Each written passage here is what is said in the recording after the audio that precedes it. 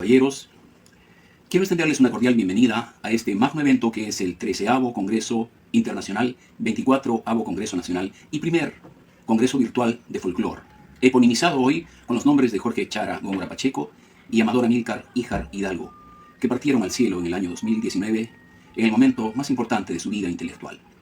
El Centro de Documentación, Defensa y Apoyo al Folclore CENDAF tiene como valiosa tarea, desde hace muchos años, organizar los congresos de folclore, importantes podios culturales, desde donde se ha podido concretar infinidad de propuestas investigativas dentro de 9 ejes temáticos que abarcan el sumum de conocimientos y saberes que el folclore, como ciencia holística de los saberes tradicionales, constituye la vena de las sabidurías populares, aquella corriente neurálgica y vital que traduce el latido vivencial de...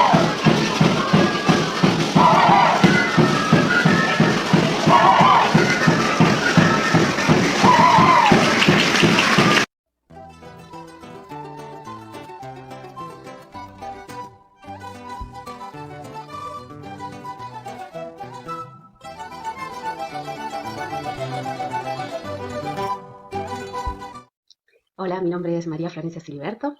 Primero quiero agradecer al Centro de Documentación de Defensa y Apoyo al Folclore, el comité organizador, y en especial a mi colega y amigo Daniel Díaz Benavides, que me ha convocado para esta ponencia, la cual se titula Folclore y Expresividad, Andanzas de intérpretes, coreógrafos y directores. Esta invitación nos lleva a reflexionar sobre estas trayectorias, esos caminos por los cuales tenemos que transitar tanto intérpretes, creadores, coreógrafos y directores. Ese trasladarnos, ese caminar, ¿cómo andamos? Entonces, este eje temático y esta convocatoria me ha llevado a reflexionar y aparece un interrogante que lo vengo trabajando hace un par de años, que es llevarnos a desmenuzar estos conceptos que aportarán y aportarían a aquellos agentes culturales, en especial a quienes se dedican a la danza, tanto intérpretes como coreógrafos y directores, y encontrar esas herramientas técnicas, metodológicas para una mejor interpretación de las danzas, y así lograr enriquecer aquellas representaciones folclóricas, tanto en el plano escénico, como también nutriendo a cada intérprete en su potencial expresivo. Quiero destacar que en esta propuesta, que hace años que vengo profundizando, como bien lo dije anteriormente, hoy me convocan desde poder observarlo desde el plano escénico, pero considero que estos aportes son fundamentales tanto para aquellos que indaguen en las danzas tradicionales o de salón, como quienes están interesados en el plano escénico o espectacular. Y también en las danzas en general, ¿sí? No solamente folclóricas, sino en la danza en general. Bien, este eje temático nos invita a reflexionar sobre la comunicación entre los danzantes y espectadores, por lo cual considero necesario que analicemos y tener en cuenta cuáles son esas andanzas de intérpretes, coreógrafos y directores, ¿sí? Es decir, cuál es ese andar, que ese andar yo lo tomo como esta trayectoria procesual. ¿Por qué considero que es importante? Porque es como vamos transitando ese recorrido. ¿Cómo es ese caminar tanto en el plano artístico, profesional y humanístico? ¿Qué vamos adquiriendo? Esos diferentes conocimientos y autoconocimiento. ¿Para qué? Para luego manifestarnos, para danzar, para representar, para comunicar y para expresar. El trabajo de investigación que he plasmado en mi libro Folclore y Expresividad tiene como objetivo acercar los fundamentos prácticos de la disciplina de expresión corporal a los intérpretes de danza folclórica. Como verán, en esta imagen representa este minucioso trabajo donde acá nos encontramos en dúo, hay un contacto, un vínculo que se profundiza a través de diferentes procedimientos para, por ejemplo, trabajar las danzas en pareja y en especial, en este caso particular de esta imagen, las que tengan que ver con entrelazarse, de conexión de las miradas. Es un trabajo muy profundo para luego poder tener esas riquezas en la expresividad, tanto, vuelvo a repetir, en los salones como en lo escénico. Buenas tardes con todos. Hoy vamos a hacer una exposición sobre la didáctica de la danza peruana.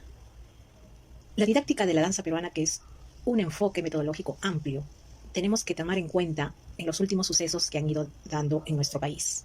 Por ende, vamos a hablar desde la perspectiva integral tecnológica y la transmisión hereditaria tradicional costumbrista. Entonces voy a empezar con esta exposición dando una introducción y fortaleza pedagógica. Analizando desde un enfoque intercultural en la enseñanza de las danzas folclóricas, sobre todo en nuestro querido Perú, este año 2020 Hemos ido atravesando momentos difíciles sanitarios y de aislamiento social, así como los cambios en la comunicación de interacción cultural, afectando la realización de las fiestas costumbristas o hechos tradicionales de cada región por el COVID-19 declarado por la OMS pandemia mundial.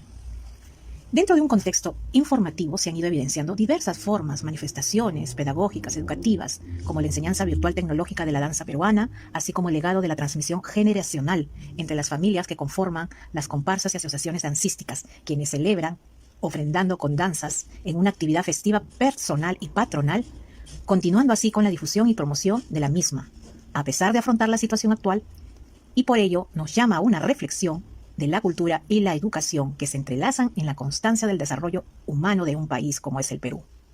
Todos somos una nación con una gran diversidad cultural, sosteniendo un patrimonio heredado a través de los tiempos. En la siguiente diapositiva vemos la danza peruana y la cultura transformadora. Vamos a ver a qué nos referimos con cultura transformadora. Primero tenemos que tener en cuenta que nuestro país es una nación multiversa, pluricultural y transformadora. El Perú convive en una situación colectiva generacional y coexiste en una variedad de culturas, siendo de esta manera un país pluricultural porque cohabita en distintas etnias o grupos culturales con sus propias tradiciones, costumbres, creencias y lenguas diversas. Primero vamos a reforzar en esta nueva diapositiva qué nos trata de decir lo que es la metodología de la enseñanza de la danza peruana. Siempre hemos sabido de que nosotros para enseñar una danza primero tenemos que conocer de qué se trata la danza en sí, que vamos a observar, mejor dicho, el hecho tradicional o la vivencia y experiencia cultural dancística de cada lugar, región o espacio. Primero, la técnica de observación de la danza tradicional. Tiene que ver con la investigación etnográfica, que es donde el docente de danza viaja al lugar para conocer un poco más sobre ello y en un cuaderno de campo anotar y registrar todos esos datos que son precisos para poder conocer más sobre esa danza, hecho tradicional. Y si está en Lima, pues lo traslada a Lima y lo muestra en un colegio o en otro lado. El caso de las mismas regiones difunden sus propias danzas por medio de eventos interculturales en sus lugares y además está el calendario festivo de cada región donde celebran con diversos hechos tradicionales y fechas y muestran algunas danzas tradicionales.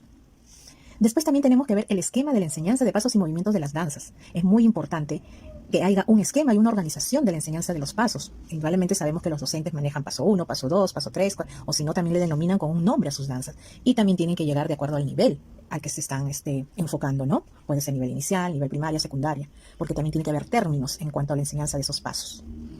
La realización y diseño de la coreografía grupal. Siempre ha sido importante de que el docente de danza tenga una visión grupal coreográfica, cómo organizar esa danza y sobre todo que tiene que ser dentro de ese contexto natural que tiene el hecho tradicional. Nosotros partimos de espacios donde los hechos tradicionales están in situ, mejor dicho, son vivenciales, se celebran en un calendario festivo.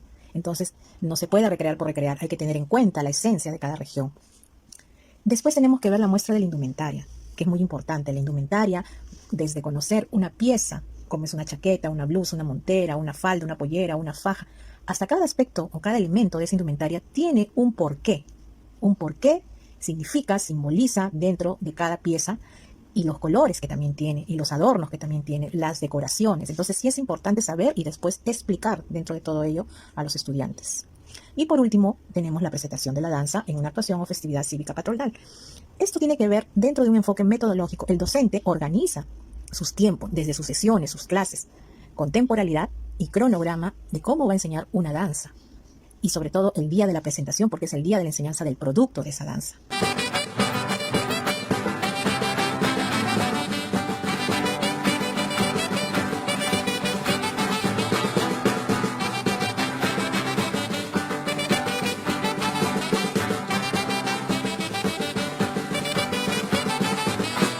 Para alguien que de pronto no conoce o nunca lo escuchó nombrar, pero probablemente lo vio, porque podemos compartir algunas imágenes para poder ilustrar mejor. Pero, sí. ¿Qué sería el malambo? ¿Es música corporal el malambo? Bueno, ¿Es danza? Sí. Definir a veces es un poco difícil y hasta peligroso, pero bueno, por lo menos podemos ir dando algunas ideas, algunas pautas, pensamientos y reflexiones acerca de lo que tú preguntas. La podemos considerar una danza, lo podemos considerar una percusión corporal, pero en realidad es una situación de expresión que se hizo tradicional y que, bueno, en sus principios no tenía esa preocupación, digamos, si es una u otra. Nosotros podemos clasificarlo al verlo hoy en día en la perspectiva de lo que se hace hoy y de cómo era antes. Pero indudablemente es algo muy particular porque, en resumidas cuentas, el malambo tuvo su origen en una expresión espontánea del hombre criollo mezclado con influencias de todo tipo dentro del marco de la cultura rioplatense y sureña, en donde, bueno, al principio era una situación más de competencia entre rivales y entre pares, y luego se fue desencadenando algo interesante en situaciones que ya no tenían que ver con esta primigenia expresión que era más que nada como una especie de duelo, y fue tomando un carácter más demostrativo, más espontáneo en cuanto a la necesidad de expresar habilidades, ¿no? Es una danza de zapateo, Claro, o una expresión donde se golpea el suelo. Fundamentalmente, claro, los movimientos están enfocados muy fuertemente en los pies y en las piernas, fundamentalmente en la parte inferior, y en donde tiene una razón de ser el sonido, una razón de ser superior al resto de las expresiones dancísticas folclóricas de la región, o del Uruguay mismo, de la Plata, que compartimos nosotros, ¿no? Entonces es como una situación encapsulada, diferenciada de la danza en pareja, de la danza más comunitaria, que es una expresión más que nada en solista, a lo sumo, en solitario quise decir, o a lo sumo con otra persona, y algunos pocos que estuvieran mirando, observando, como una especie de duelo, que lo dije anteriormente. Ahora preguntándonos precisamente por esa conexión entre el malambo y el zapateo afroperuano. Sí. ¿Qué descubriste o qué podés relacionar en relación sí. a este tema? Claro, no descubrí nada, pero sí por lo menos le presté atención a determinadas situaciones y evidencias que cualquiera con un poco de interés sobre el tema y un oído abierto, una escucha abierta también, podría encontrar.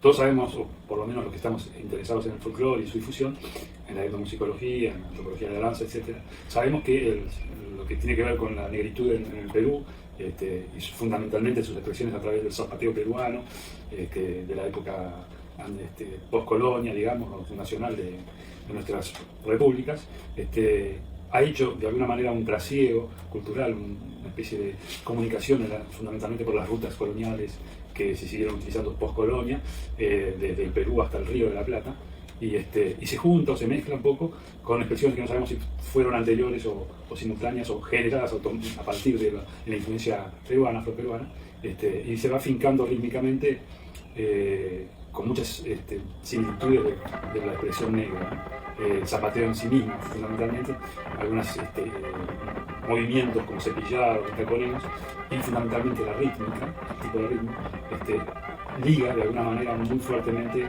al malambo con la africanía o la situación negroide, digamos, del Perú, y